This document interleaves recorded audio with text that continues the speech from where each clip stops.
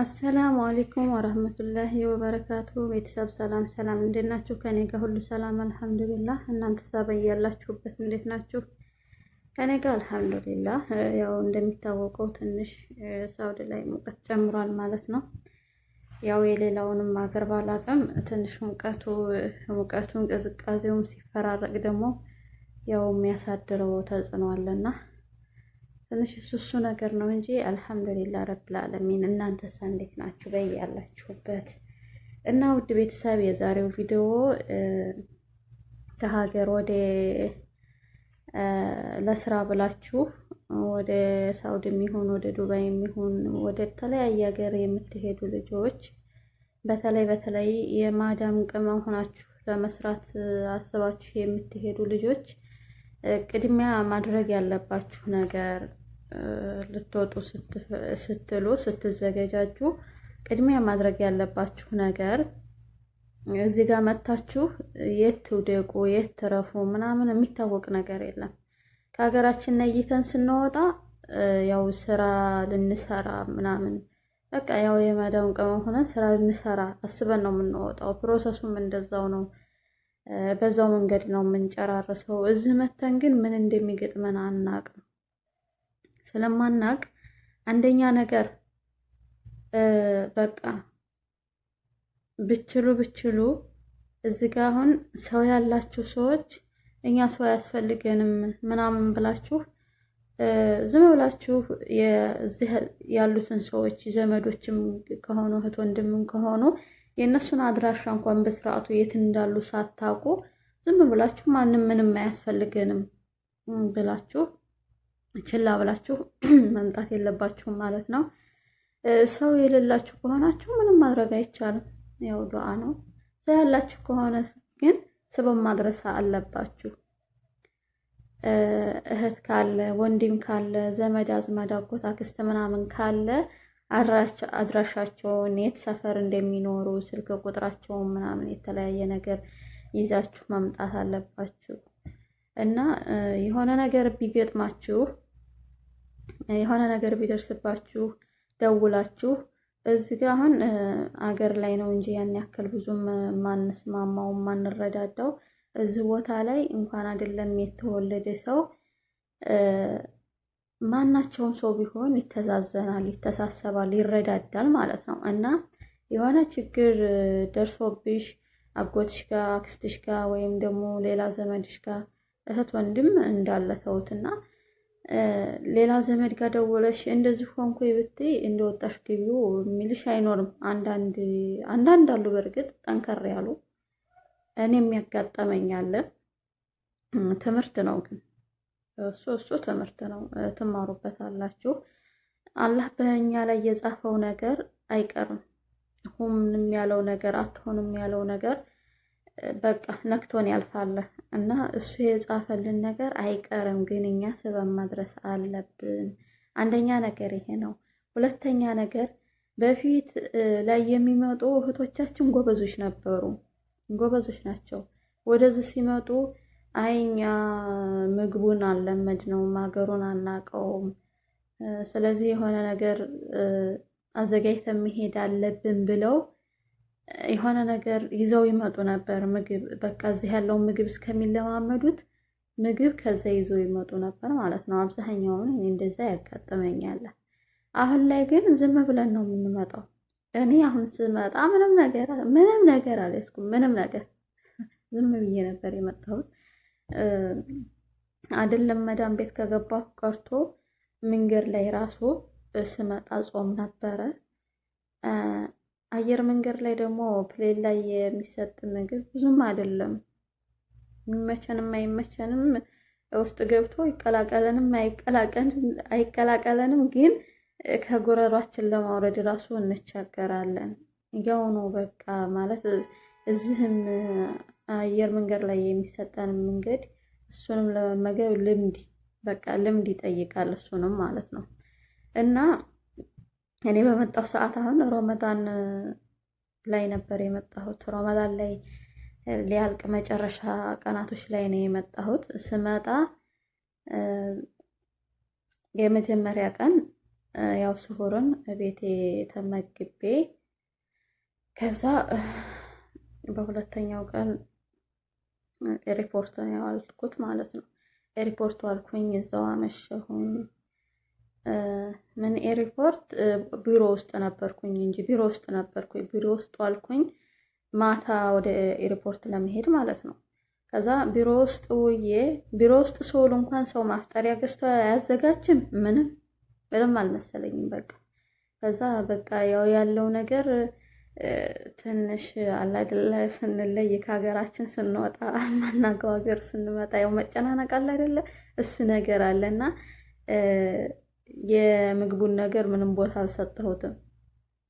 ካልተመገብ ምንም ነገር ማድረግ እንደማንችል ደግሞ ያወቅኩት የዛኔ ነው። ሀገራችን ላይ እኮ አየሩ ራሱ ምግብ ነው። ምግብ ሳንበላ እኮ ብዙ ሰዓታቶችን ማስቆጠር እንደውም ብዙ ቀናቶችን ማስቆጠር እንችላለን። ሀገራችን አየሩ ምግብ ነው። እዚህ ቦታ ላይ ግን ካመጣው የትም አንደርስም እንጂ በረሃም ስለሆነ ሙቀቱም ስራውም በቃ አለ ምግብ መቋቋም አንችልም ማለት ነው። እና ከዛ በኋላ መዕሪብ ላይ ወደ አየር መንገድ ሄድኩኝ ማለት ነው። አጋጣሚ የሆነ ሰው ብቻ ያው ገዝቶ ሰጠኝ፣ እንደዚህ ዳቦ፣ ሳምቡሳ ምንም ነገር እንዳልያዝኩ ሲያይ ገዝቶ ሰጠኝ ማለት ነው። ከዛ ያንን ያስኩኝና ኤርፖርት ገባን። ኤርፖርት ስንገባ ያው ፍተሻውን ምናምን ታውቃላችሁ። ያ ፍተሻ ያንን ፍተሻ እስከምናልፍ ምናምን ያው አላፈጠርኩም ነበረ። ከዛ በኋላ ወንበር ይዘን ከተቀመጥን በኋላ ለበረራ ዝግጁ ሆነን ከተቀመጥን በኋላ ነው ያፈጠርኩት። አፈጠርኩኝ። ከዛ እዛው ኤርፖርት እያለን ስሁር ደረሰ። ስሁር ላይም እኔ ብዙ እንትን አላልኩም፣ አልተመገብኩም። አንደኛ ነገር ፓስፖርት የተይዞብኝ ትንሽ በሱ ተጨናንቄ ነበረ ማለት ነው። በምን ተያዘብኝ? ፎቶሽ አይመሳሰልም ብለው ማለት ነው። የበረራ ትኬትሽ ጋር ያለው ፎቶ እና የፓስፖርት ፎቶሽ አይመሳሰልም ምናምን ብለው ይዘውብኝ ነበር እና ትንሽ በሱ እንትን ብዬ ስለነበር ተጨናንቄ ነበረ። ከዛ በኋላ ያው ጉዞ ቀጠልን ማለት ነው። ጉዞ ቀጠልን። ቅዳሜ በረራ ላይ ነበር። ቅዳሜ ፍጡር ላይም ያው መንገድ ላይ ነን ማለት ነው። መንገድ ላይ ነን። ከዛ በኋላ ያው ስንጓዝ አምሽተን ወደ ቢሮም አልሄድኩኝም እኔ። ሁላችንም ከኔ ጋር የመጡ ልጆች ቀጥታ ከፊሎቻችን መንገድ ላይ ነው የተቀበሉን። ከኤርፖርት ወጣን፣ በያሉበት መንገድ ላይ ነው የተቀበሉን ማለት ነው። ከዛ በኋላ ገባሁኝ ወደ ቤት፣ ወደ ከፊሎቼ ቤት ገባሁ። ወደ ከፊሎቼ ቤት ስገባ አፍጥሪም አላሉኝም፣ በልተሻል ወይ ምናምንም የለም። ያው ቢሉኝስ እንዴት መስማት እችላለሁ? ከዛ በኋላ አደርኩኝ። ግን የኛ ሀገር ልጅ ነበረች ማለት የኢትዮጵያዊ ነበረች አጋጣሚ ማለት ነው። እሷ እሁድ ልትሄድ እኔ ቅዳሜ ነው የመጣሁት። ቅዳሜ ማታ መጥቼ እሷ እሁድ ማታ ሄደች እና እሷ ያው ያለውን ነገር እሷም ከመጣች እዛ ቤት አንድ ወሯ ነበረ። እሷም ብዙም አይደለችም ቋንቋ። ከዛ ያው አንድ ላይ ስራ ስንሰራ አደርን። ሌሊት አይተኛም በረመዳን ሰዓት። ኢትዮጵያ ያላችሁ ሰዎች አረብ ሀገር ሌሊት አይተኛም፣ እንቅልፍ የለም ሌሊት። ከሱብሂ በኋላ እስከ ዙሁር ድረስ ነው የምንተኛው ማለት ነው። እሱንም ያው ሰራተኛ እንደዛ ላተኛ ትችላለች ለራሳቸው እንጂ እነሱ ከፈለጉ እስከ ፍጡር ድረስ ከመቅሪብ ድረስ መተኛት ይችላሉ። እኛ ግን እንዲያው አንዳንድ ጥሩ ሰዎች ከሆኑ ያው እስከ ዙሁር ድረስ ያስተኙናል ማለት ነው። አለዛ እስከ ዙሁርም አንተኛ። ከዛ እሷ ጋር ቅዳሜ ሌሊት ላይ ያው እሁድ ማለት ነው ሌሊት ላይ ማሰሪያ መኮረኒ ሰጠችኝ። ምንም አልተበላኝም። አልተበላኝም፣ አልበላሁም። ከዛ በኋላ ያው እሑድም ቀጠለ፣ ሰኞም ቀጠለ። ብይ አይሉም። ጀግና ሰው ያስፈልጋል። ወደዚህ ስመጡ በቃ ለራሳችሁ ጀግና መሆን አለባችሁ። እነሱ እዚህ ድፍት ብትሉ ብሉ አይሏችሁም። ስለዚህ እንደዛ ማድረግ የማትችሉ ከሆነ አሁን እኔ የራሴን ታሪክ እዚህ ጋር ማወራላችሁ። ከዛ ስትመጡ ቢያንስ የማይበላሽ ነገር እንኳን የማይበላሽ ነገር ይዛችሁ መምጣት አለባችሁ። ጥሩ ከሆኑ እናንተ በቃ አንዳንድ ጥሩ መዳሞች አሉ የሀገራችንን ምግብ ፈልገው ገዝተው አምጥተው ሰርተሽ ቢ የሚሉ አሉ። አንዳንዶች ደግሞ ቢ የማይሉሽም እንድበይም አይፈልጉም።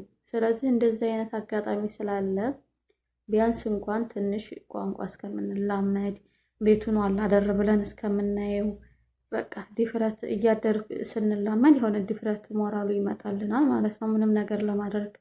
ወዳው በወዳው ግን የማናውቀው ቤት ገብተናል፣ የማናውቀው ሰዎች ጋር ተቀላቅለናል፣ የማናውቀው ሀገር መተናል፣ ያው እንደናገጣለን። ስለዚህ እንደዛ ስለሆነ ከዛ እንደ ሻሚት ነገር ቆሎ የሚሆን ዳቦ ቆሎ፣ እንጀራ ድርቆሽ፣ እንደዚህ ቶሎ የማይበላሹ ነገሮች ይዛችሁ መጥታችሁ እነሱ ወጣ ሲሉ ምናምን ቶሎ ብላችሁ ሰራ አርጋችሁ ጎረስ አርጋችሁ ስራችሁን ትሰራላችሁ ማለት ነው። እነሱ ካዩአችሁ ግን ያው ሁልጊዜም የራስሽን ቢ ነው የሚሉት።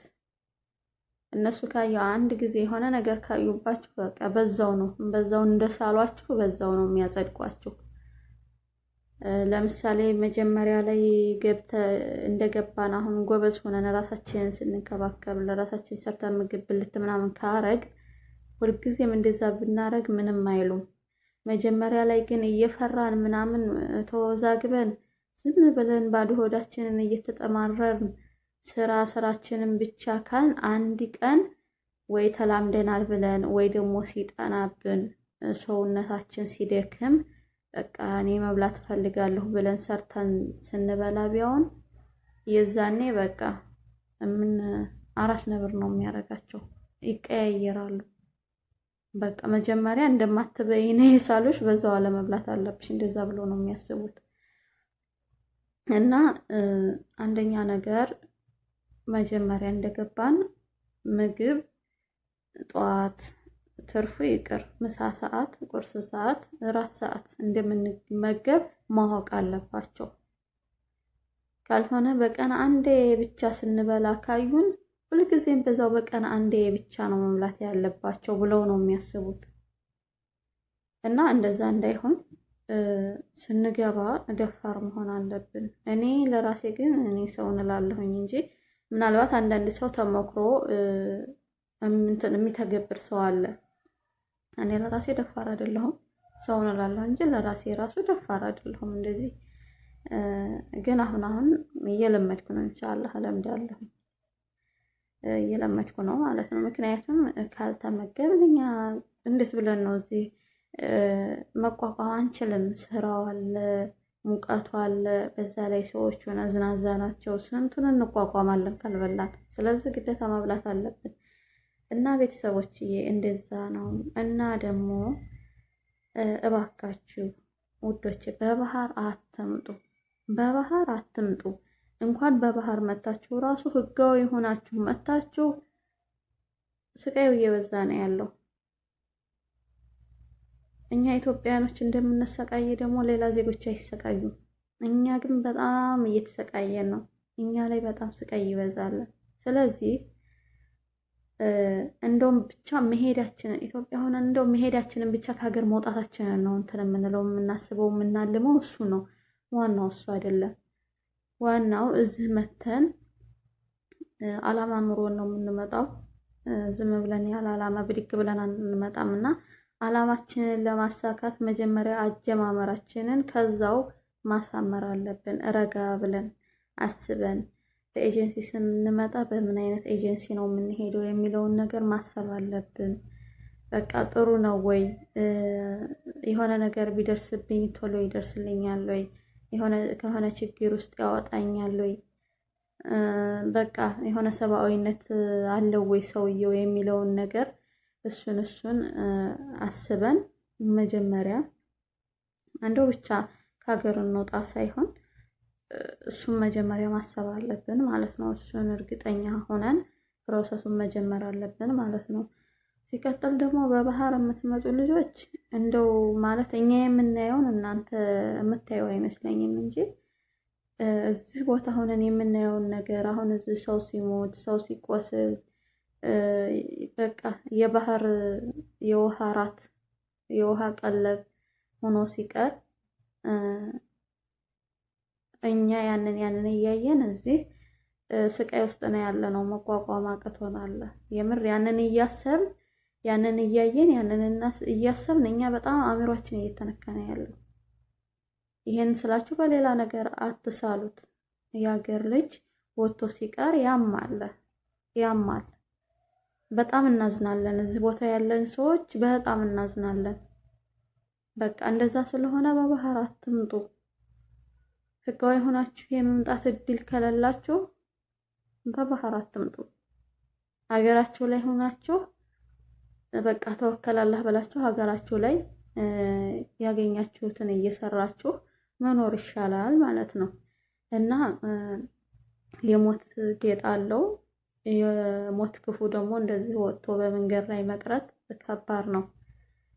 ሰው ነገን እኖራለሁ ወደፊት እኖራለሁኝ ሀሳቤና አሳክቼ በቃ አላማ ተሳክቶልኝ እኖራለሁ ብሎ መንገድ ገብቶ በመንገድ መቅረት ከአላማውም ሳይሆን ከሀገሩም ከቤተሰቡም ከሀገሩ አፈር እንኳን ሳይሆን መንገድ ወጥቶ መቅረት በጣም ይከብዳልና በጣም ያማልና እንደዛ እንዳይሆን መጀመሪያ አመጣጣችንን እናሳምር ነው የምለው። ቤተሰቦች የዛሬው ቪዲዮ ይሄንን ይመስላል። ወሰላሙ አለይኩም ወራህመቱላሂ ወበረካቱ።